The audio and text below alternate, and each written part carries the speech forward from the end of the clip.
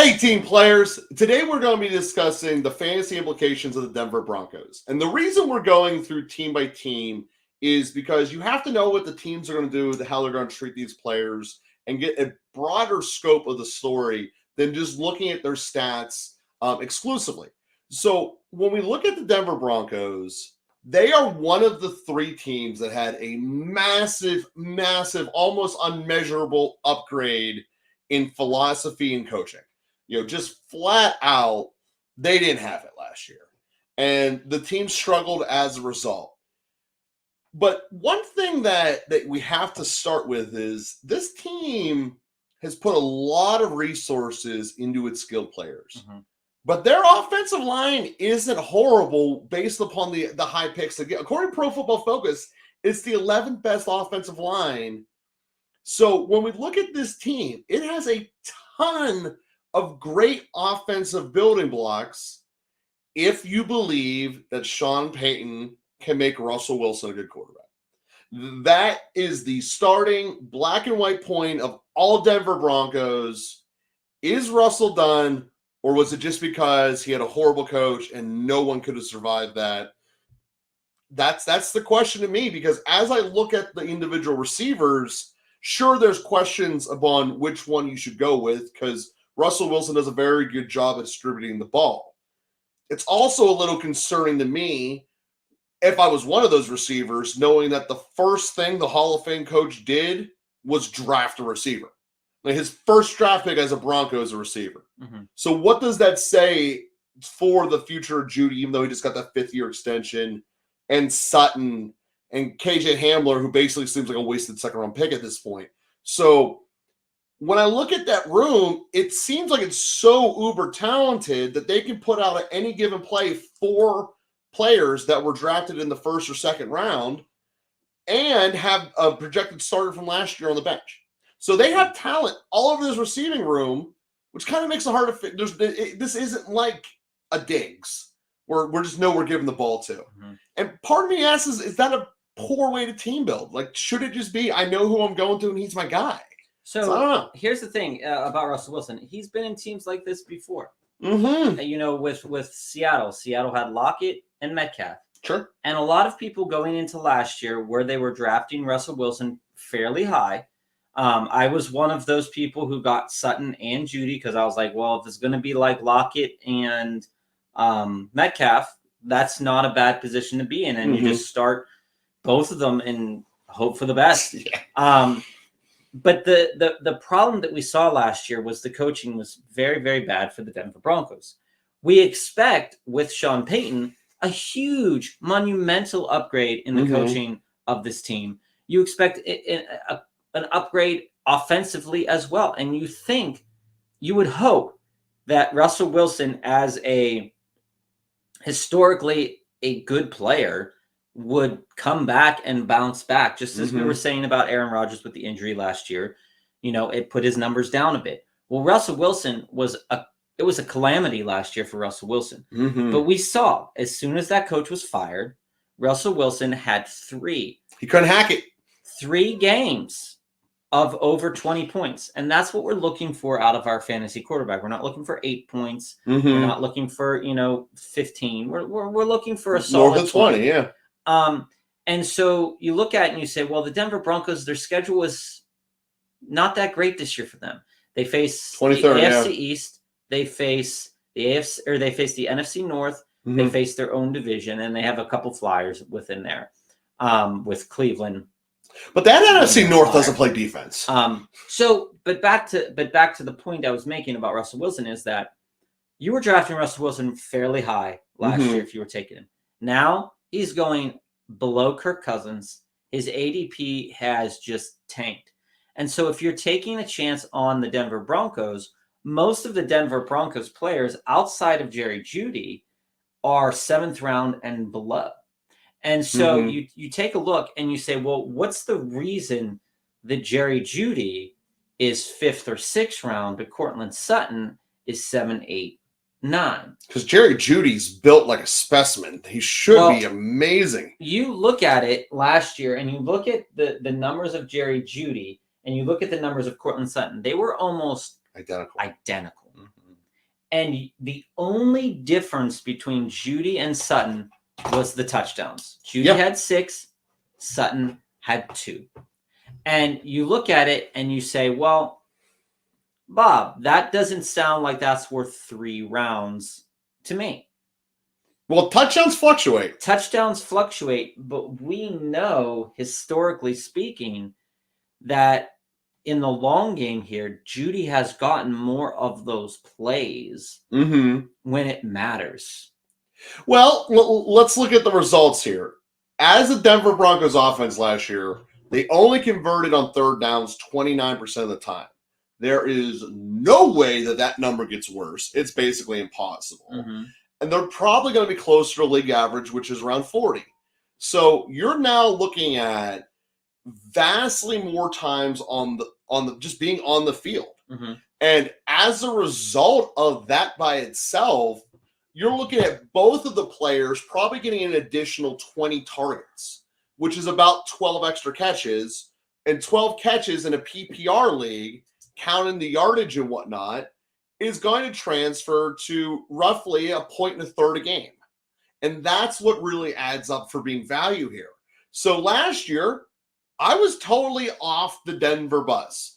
Because I don't like gambling with who's going to get the ball with 4th-round receivers. It's just not how I build teams. And also, I didn't think Russell Wilson was going to have a good year after all of the hype train of him arriving the way he did in Denver. Obviously, that came to pass, but it really was because Hackett was horrible. This year, there is no hype train. It's the anti-hype train. Right. He has to prove himself, and he has a Hall of Fame coach to do it. So really, if this team fails, it has to be on Russell Wilson. There's no other person you can blame. So do I think that Russell Wilson's going to step up and step back? Yeah, I think that he will. I don't think there's a chance they have as low as production as they did. So when we look at this, I am much more on the possibility of taking the late round pick on Sutton. Of them, I like Sutton more because of the cost. He, like I said, 3 rounds. So here's what I mean. I'm but there's a real sleeper on the Denver Broncos I'm obsessed with. Here's the fact that can't be put away. Is during those last 5 games of the season, Judy didn't or Cortland Sutton didn't eclipse 100 yards at all. But Judy twice, 117 yards, 154 yards. So Judy's the better player. I'm not fighting that. There is a very good case to make that Judy, by the end of the year, could slip into that category of, say, top 15, top 14 wide receivers, and Sutton will be floating somewhere around 20, maybe 25, maybe a little bit higher than that.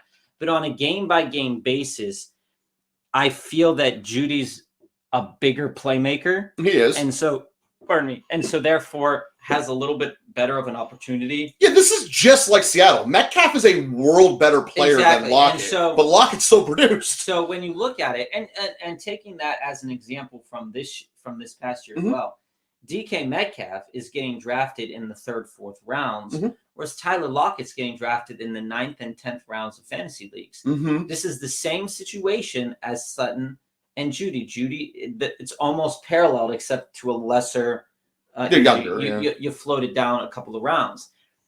For me, I think out of all the players on the Denver Broncos this year that I would want to own, it has to be Jerry Judy, even at the price, which is going to cost you 4th, 5th rounder, maybe a 6th rounder if he starts to drop. If he goes 6, definitely do it. But I think it is undeniable his playmaking ability. And even in a year where Russell Wilson sucked, flat out sucked, he almost got 1,000 yards. Yeah. This is the Garrett Wilson situation all over again.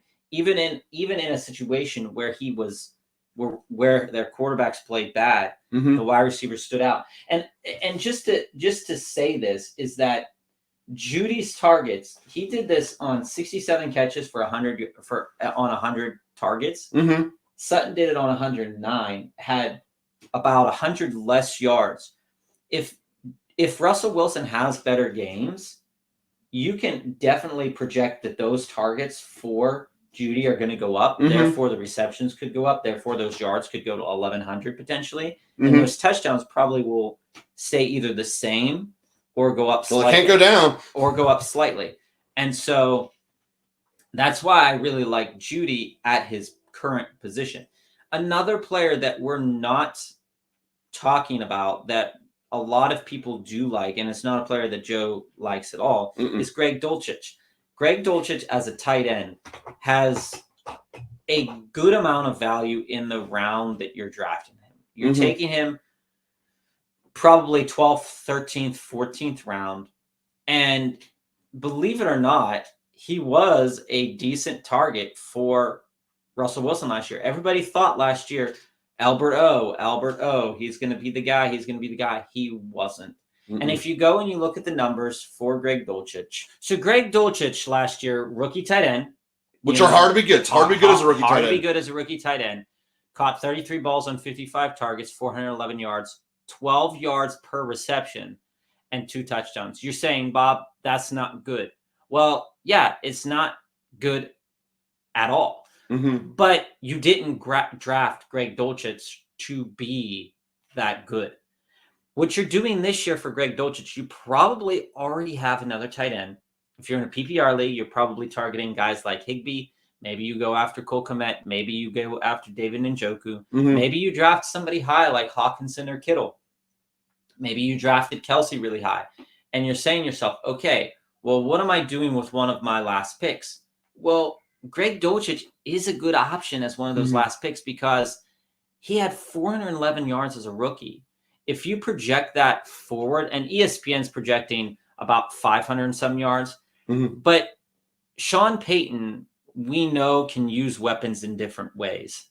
And yes, he didn't always like the tight end position, but Russell Wilson likes the tight end position. That's kind of what matters. And so, you saw Russell Wilson, what he did with Jimmy Graham and what he did with people that were talented.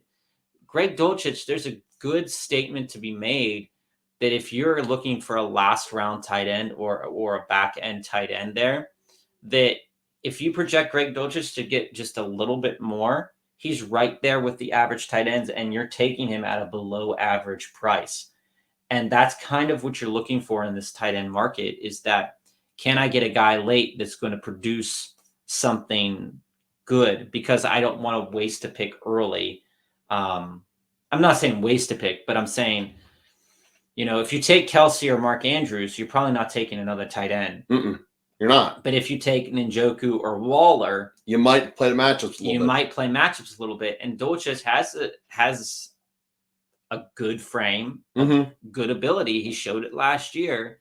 He caught over 50% of his balls, which was rare. And that's on a team that wasn't that good. And they went out and they got Adam Troutman, who I know you like a lot, and they still. Well, I like him because when he had the same rookie thing where he showed up with the coach, and the coach traded for him.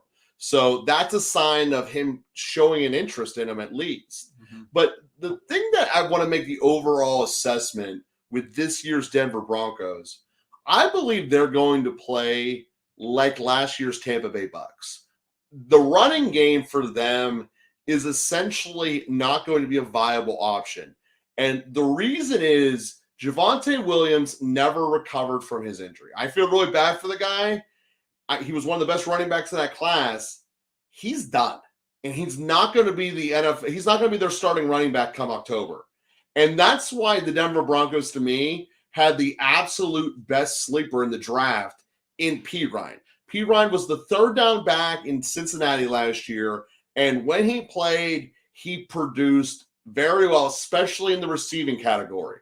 So I project that these guys, whether they realize it now or not, are going to end up having to play like Brady last year. They're going to chuck the ball because they're not going to have another option. And when I add all of this up, P. Ryan, obviously, like I said, to me, is this one of the best sleepers in the league, because you can get him like the 15th round, and he's going to be a starting running back. But also, the opportunities for Judy and Sutton, to me, are through the roof. I think KJ Hamler is now undraftable, despite the fact he was a second-round pick. I think that's what Marvin Mims in the real-life NFL draft showed us. But I think that this is the opposite of last year. I think that the Broncos are going to have a major turnaround. I don't know if it's going to reflect itself that much in their actual win-loss record because it's a hard schedule they have. But when it's all said and done, these guys are going to put up points, and they could not do that at all last year. Mm-hmm. And they're going to do it. They're literally going to ride or die on Russell Wilson. And this is his last chance. Do you believe in him or not? Because that's going to be the entire dictation of this team. And this is what you got to look at when you're drafting fantasy too, is that Russell Wilson and Aaron Rodgers are going around the same rounds. Mm-hmm. And they're, comeback player of the year kind of candidates here. And you look and say, okay, will this offensive line stay healthy? If it stays healthy, it's in the top tier, right? Mm-hmm. If you have a top tier offensive line, Russell Wilson doesn't have to run around and do any of that. He has solid targets coming out of, at wide receiver, a solid target coming out of the backfield. And he has reliable tight end targets. Mm-hmm. And that's a recipe when you have a Hall of Fame caliber coach to be successful in fantasy. I can easily see this though this year too, as being another year where Judy and Sutton are going neck and neck, and you're going to find value in Sutton later on. But they're going to go neck and neck 400 yards higher than last year. Right. And you're going to see an uptick in touchdowns. So Judy might get 8, Sutton might get 4, something like that. Because there are going to be some touchdowns to Mims. There's going to be some touchdowns to Patrick. There's probably going to be some touchdowns to Callaway. Dolchich is probably going to catch 3 or 4. Mm-hmm. And you're looking at this and you're saying, well, Russell Wilson could end up with 25, 28 touchdowns next year, which is perfectly, Denver's hoping he's going to be north of 30. They're hoping he's going to be north of 30, absolutely. But if you're drafting a quarterback late and you're drafting Russell Wilson late, maybe you're going to get a little bit more out of him. And so the Denver Broncos are a perfect team to draft because you're not overextending and putting any huge valuable resources in. Because by the time the 5th round rolls around and you have the opportunity to take Judy, you are also in that same round as other questionable wide receivers that also have target share issues, or they have health issues, or they have, competition in other ways. And so you're looking at it and you're saying, okay, well, if I didn't take a wide receiver early, am I happy with this? Maybe you're not happy with taking Judy as a number 1 wide receiver, but I don't think you're going to be absolutely disappointed, because if he can eclipse these numbers, he has the uptick to eclipse them, whereas Lazard, who basically had the same numbers as last year, doesn't. Lazard's aging out, and he never was even close to a talented. Judy here, first-round pick for a reason, prime of his career.